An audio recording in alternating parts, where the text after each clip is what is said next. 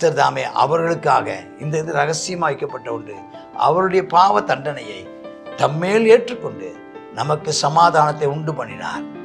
கர்த்தருக்கே மகிமை உண்டாவதாக. அவர் இப்போது ஆமென் ஸ்தோத்திரம் சீயோனிலே திருச்சபையிலே வாசமாயிருக்கிறார். தகப்பனே தந்தையே தலை நிமிர செய்பவர் நீரே.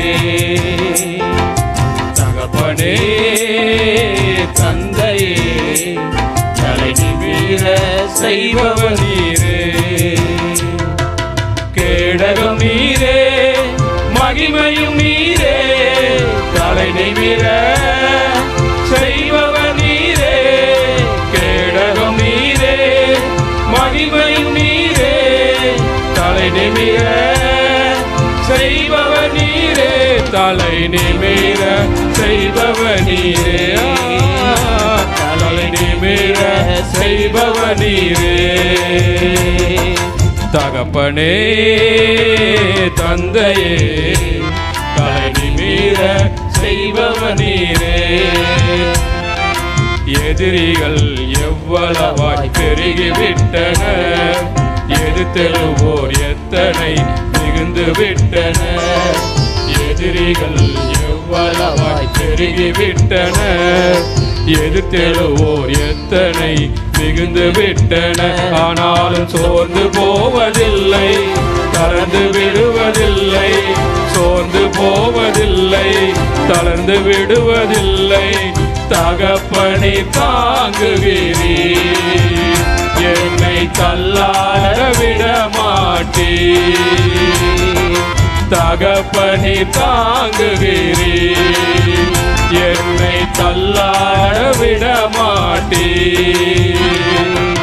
கேடகம் நீரே மகிமையும் நீரே தலை நிமிர செய்பவர் நீரே. கேடகம் நீரே மகிமையும் நீரே தலை நிமிர செய்பவர் நீரே. தலை நிமிர செய்பவர் நீரே. தலை நிமிர செய்பவர் நீரே.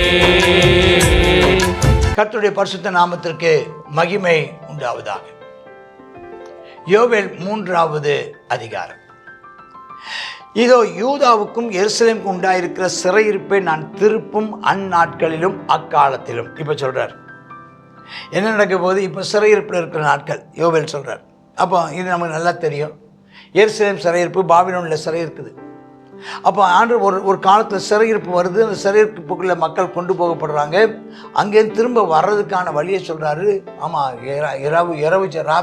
ராஜபம் ஆமீன் ஸ்தோத்திரம். அதுக்கப்புறம் விழிப்பு ஜபம், உபவாச ஜபம், கண்ணீரின் ஜபம், மனம் திரும்பி பாவரிக்கை செய்யும் ஜபம், ஒருவரோடு ஒருவர் பாவங்களை மன்னிக்கிற பாவ மன்னிப்பை பெற்றுக்கொள்கிற ஜபம். கர்த்தருக்கு ஸ்தோத்திரம். பின்பு தேவனோடு கூட நல்மனம் பொருந்தி கீழ்ப்படுதலுக்காக அர்ப்பணிப்பின் ஜெபம் எல்லாம் பண்றாங்க. அப்போ என்ன நடக்குமா, சகல ஜாதியாரையும் கூட்டு வராங்க. புறஜாதிகளுக்கான ரட்சிப்பு. யோசபாத்தின் பள்ளத்தாக்கில் அவர் இறங்கி போக பண்ணி அவர்கள் என் ஜனத்தை இஸ்ரவேலின் சுதந்திரத்தை புறஜாதிகளுக்குள்ளே சிதறடித்து என் தேசத்தை பங்கிட்டு கொண்டது நிமித்தம் அவள் என் ஜனத்தின் பேரில் சீட்டு போட்டு ஆண் குழந்தையை வேசிப்பனையுமாக மதுபானம் பண்ணும்படி பெண் குழந்தைகளை திராட்சரசு கொடுத்தது நிமித்தம் வழக்காடுவேன். எல்லாருடைய பெரிய ஒரு யுத்தம் ஒன்று வரப்போகுது. கடைசி கால யுத்தத்தை பற்றி சொல்றார். அர்மகதான் யுத்தத்தை பற்றி சொல்கிறார். வெளிப்படுத்தின விசேஷம் பேசுகிறதே 19ஆம் அதிகாரத்தில் அர்மகதான் யுத்தம், கடைசி யுத்தத்தை பற்றி. கோகு மாகோகு யுத்தத்தை பற்றி 20ஆம் அதிகாரம் வெளிப்படுத்தல் 20 சொல்கிறதே. அந்த காரியங்கள் தீர்வே, சீதோனே, பெலிஸ்தியாவே, உங்களுக்கும் எனக்கு என்ன இப்படி எனக்கு சரி கட்டுறீங்களோ, சீக்கிரமா நான் வந்து நீங்கள் சரி கட்டுகிறதை உங்கள் தலைமையில் திரும்ப பண்ணுவேன்னு சொன்னார். நீங்கள் என் வெள்ளியை என் பொண்ணையும் எடுத்துட்டு போனீங்க, இன்பமான உச்சிதமான பொருட்களை உங்கள் கோயிலில் கொண்டு போய் வச்சுங்க. யூதாவின் குமாரன் எருசலேம் குமாரன் உங்கள் எல்லைகளுக்கு தூரமாக்கும்படி கிரேக்கரிடத்தில் விற்று போட்டீர்கள். இது அடுத்த தலைமுறை சொல்றாரு. இது தீர்க்க தரிசனமா சொல்லுகிறாரா அல்லது நடந்ததை சொல்லுகிறாரா? தீர்க்க தரிசனமா சொல்றாரு. எங்கெல்லாம் ஆமென் ஸ்தோத்திரம் தேவ ஜனங்கள் விற்று போட்டாங்களோ அங்கிருந்தெல்லாம் கர்த்தர் எழும்பி வர பண்ணுவார். யாரெல்லாம் அவர்களை அவமானப்படுத்தினார்களோ, யாரெல்லாம் அவர்களை விட்டு போட்டார்களோ, யாரெல்லாம் அவர்களுக்கு வேதனைப்படுத்தினார்களோ அவர்களுக்கு ஆண்டவர் சரி கட்டுவாரா. அந்த நாட்கள்ல ஆமென் ஸ்தோத்திரம், யூதாவை கர்த்தர் உயர்த்தி வைப்பாராம். மற்ற ஜனங்கள் எல்லாரும் யூதாவுக்கு அடிமையாயிருப்பார்களாம். 9ஆம் வசனம் சொல்லிட்டு, இதெல்லாம் தீர்க்கதரிசனமான வார்த்தைகள், இதெல்லாம் நடக்க போகுது சொல்லிட்டு சொல்றாரு. புற ஜாதிகளுக்குள்ளே கூறுங்கள், யுத்தம் பண்ண ஆயத்தம் பண்ணுங்கள், பராக்கிரமசாலை எழுப்புங்க, யுத்த வீரர்கள் எல்லாரும் சேர்ந்து வாங்க வாங்க, மண்வெட்டிய பட்டயமா செய்யுங்க, அறிவார்களை ஈட்டி ஆக்குங்க, பலவீனெல்லாம் பலவான்னு சொல்லுங்க, சகல ஜாதிகளை ஏகமாய் சுற்றிலும் வந்து கூடுங்கள், பராக்கிரமசாலை இறங்க பண்ணுங்க. ஜாதிகள் எழும்பி யோசபாத்தின் பள்ளத்தாக்குக்கு வாங்க, சுற்றிலும் ஜாதிகளை நியாயம் தீர்க்க நான் அங்கே வீற்றிருப்பேன். எல்லாரும் இழுக்கிறார், வாங்க வாங்க, எத்தனை பேர் வருங்களோ அத்தனை பேர் வாங்க.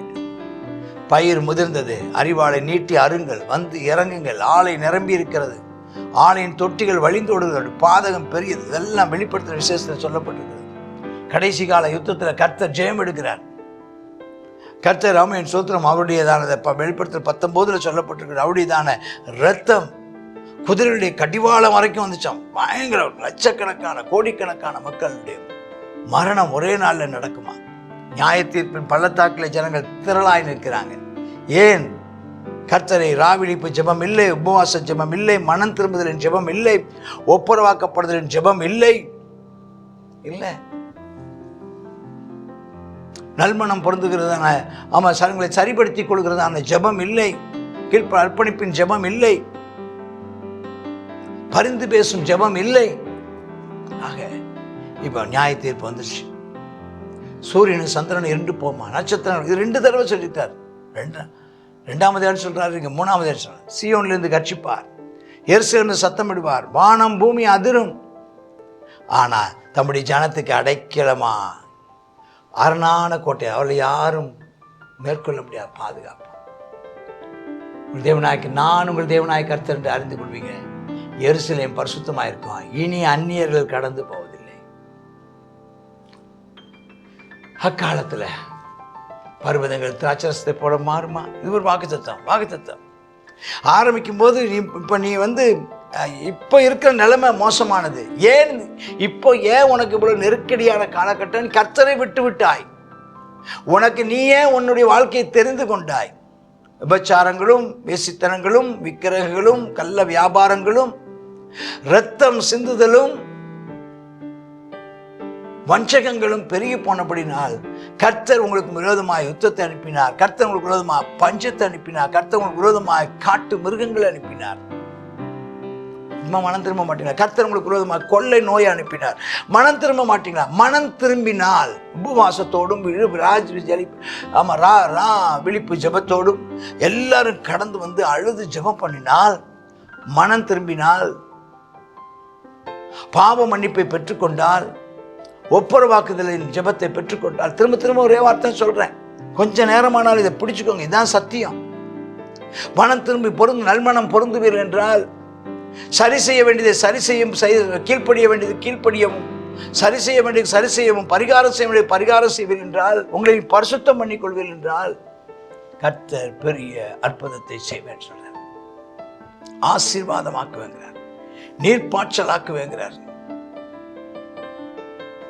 உனக்கு விரோதமா வந்ததான ஏதோம் பாலா போகுங்கிறார். ஸ்தோத்திரம்.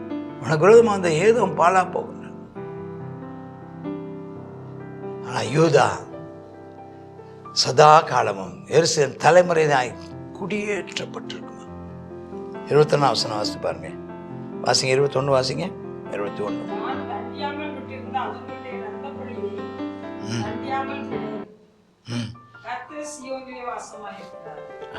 கர்த்தர் தண்டியாமல் விடுவேன். தண்டிப்பேன், கட்டாயம் தண்டிப்பேன். நான் சீயோன் குடியிருக்கிறேன். அப்படின்னா என்ன அர்த்தம்னா, கர்த்தர் இவங்க செஞ்ச தவறுகளை நான் நிச்சயமா கண்டிப்பேங்கிறார், தண்டிப்பேங்கிறார். அப்போ அந்த தண்டனை என்ன? இந்த நொறுக்கப்படுதல் எங்க நடந்துச்சு? மேசியா இயேசு கிறிஸ்து வந்தார். சிலுவையிலே இவர்கள் தண்டிக்கப்படுவதற்கு பதிலாக இவர்களுக்காக மட்டுமல்லாமல் முழு உலக பாவத்துக்காகவும் முழு உலகத்தினுடையதான அந்த பாவத்தின் நிமித்தம் அதுக்கு வர வேண்டிய தண்டனையை, கோபாக்கினியை இயேசு சிலுவையிலே சுமந்து தீர்த்தார். அவரை விசுவாசிக்கிறவர்கள், அவருடைய நாமத்தின் மேல் நம்பிக்கை வைக்கிறவர்கள், கர்த்தருக்கு ஸ்தோத்திரம், அவருடைய நாமத்தின் மேல ஆமென் ஸ்தோத்திரம் விசுவாசமாய் இருக்கிறவர்கள் நம்மை மீட்டுக்கொள்ளப்படுவார்கள். கர்த்தருக்கு மகிமை உண்டாவதாக, கர்த்தருக்கு மகிமை உண்டாவதாக. அல்லேலூயா. கர்த்தருக்கு ஸ்தோத்திரம் ஸ்தோத்திரம். கர்த்தருடைய நாமத்தை நோக்கி கூப்பிடுகிற யாவரும் ரட்சிக்கப்படுவாங்க. எல்லாரும் ரட்சிக்கப்படுற ஒரு காலத்தை கர்த்தர் இப்போ ஆண்டவர் கட்டளை இடுகிறார். எல்லாரும் சீயோனிலே வாசம் பண்ணுவார்களாம். கர்த்தர் என்று எல்லாரும் அறிந்து கொள்வார்களாம். கர்த்தர் ஆமென் சீயோனிலே வாசமாயிருப்பாராம்.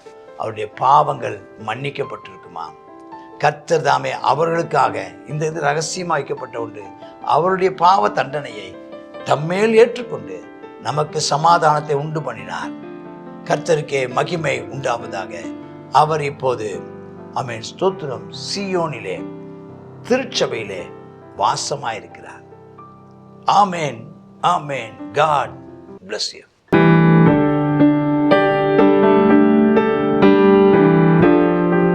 யோவேல் 3வது அதிகாரம். இந்த 3வது அதிகாரத்தில் நம்ம பார்க்குறோம் அந்த கடைசி கால யுத்தத்தை குறித்து நம்ம அந்த இடத்துல பார்க்குறோம். அந்த நாட்களில் என்ன நடக்குமா? இஸ்ரவேல் ஜனங்களுக்காக கர்த்தர் பழி வாங்குகிற நாள். தேவனுடைய ஜனங்களுக்காக, நாமளும் தேவனுடைய ஜனம்தான். நமக்காக இன்றைக்கி நம்ம கொடுமைப்படுத்துகிறார்கள், நம்மளை மிகவும் சித்திரவதை பண்ணுறதான அந்த ஜனங்களை கர்த்தர் பழி வாங்குகிற ஒரு நாள் வரப்போகிறது. அதுதான் கர்த்தருடைய நாள். ஆகையினால நம்ம அதில் என்ன செய்யணுமா? சுற்றிலுள்ள ஜாதிகளை நியாயம் தீர்ப்பதற்கு அங்கே நான் வீற்றிருப்பேன் என்று சொல்லி என்ன செய்கிறார்? கர்த்தர் சொல்கிறார். அந்த நாளில் என்ன செய்யுமா? சூரியனும் சந்திரனும் இருண்டு போகும், நட்சத்திரம் ஒளிகொடாது இருக்கும், வானமும் பூமியும் என்ன செய்யுமா? அதிருமா. ஆனாலும் கர்த்தர் தமது ஜனத்துக்கு அடைக்கலமும் இஸ்ரவேல் புத்திரருக்கு அரணான கோட்டையுமாக இருப்பார். அவன் என்ன சூழ்நிலை வந்தாலும் கர்த்தரை நம்பி இருக்கிற பிள்ளைகளை கர்த்தர் பாதுகாப்பார், காப்பாற்றுவார். ஆகையினால சீயோனில் வாசமாக இருக்கிற நான் கர்த்தர் என்பதை அப்பொழுது நீங்கள் என்ன செய்யுங்க? அறிந்து கொள்வீர்கள். யூதா புத்திரரின் தேசத்திலே குற்றமில்லாத இரத்தத்தை சிந்தி அவர்களுக்கு செய்த கொடுமையால் எகிப்துக்கு பாழாய் போகும், ஏதோ வனாந்தரமாக மாறும். ஆனால் யூதாவோ சதா காலங்களும் எருசலேம் தலைமுறையாகவும் வீற்றிருக்கும் என்று சொல்லி இந்த நாளில் கர்த்தர் சொல்லுகிறார். கர்த்தருடைய நாமத்துக்கு மகிமை செலுத்துவோமா? ஆமென். கர்த்தர் சொல்றார், நமக்கு அவர் ஆதரவாக இருப்பார். இந்த போராட்டங்கள்லாம் நம்ம தாக்கு பிடிச்சோமானா நம்ம நிச்சயமாக நாம் என்ன செய்வோம்? ஆசீர்வதிக்கப்படும். ஜெபம் பண்ணுவோம். கர்த்தாவே, கிருபை இறக்கும் தான் நல்ல பிதாவே, நீர் கர்த்தா வர இருக்கிறதான நம்ம நடக்க இருக்கிறதான அந்த கடைசி கால யுத்தத்தை குறித்து அப்பா நீர் எங்களுக்கு வெளிப்படுத்தி இருக்கிறபடியால் மக்கள் நன்றி செலுத்துகிறோம். கர்த்தாவே ஸ்தோத்திரம். அப்பா நீர் உம்முடைய பிள்ளைகளுக்கு ஆதரவாக இருப்பீர், உம்முடைய ஜனங்களுக்கு ஆதரவாக இருப்பீர், உம்மை பற்றி கொண்டிருக்கிறவர்களுக்கு நீர் ஆதரவாக இருப்பீர். உம்முடைய பிள்ளைகளை ஆமேனப்பா கொடுமைப்படுத்துகிறவர்களையோ, உம்முடைய பிள்ளைகளை ஆமேன பாழ்படுத்துகிற ஜனங்களையோ நீர் தப்ப விட மாட்டீர் என்பதை நாங்கள் அறிந்திருக்கிறோம்ப்பா.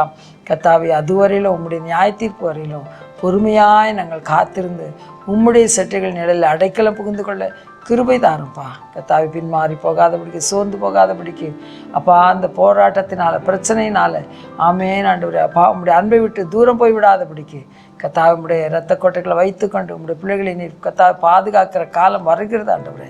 அதுவரையிலும் கர்த்தாவே உம்முடைய அடைக்கலத்தில் அப்பா அடைக்கலமாய் வந்து உம்முடையதானே அப்பா ஸ்தோத்திரம் ஆண்டவரே. அப்பா சர்வ வல்லமை உள்ளதான அந்த நிழலின் அடியிலே அடைக்கலம் புகை எங்களுக்கு கிருபை தாரும், காத்திருக்க கிருபை தாரும். இயேசுவின் நாமத்தில் ஜெபிக்கிறோம் நல்ல பிதாவே. ஆமென் ஆமென்.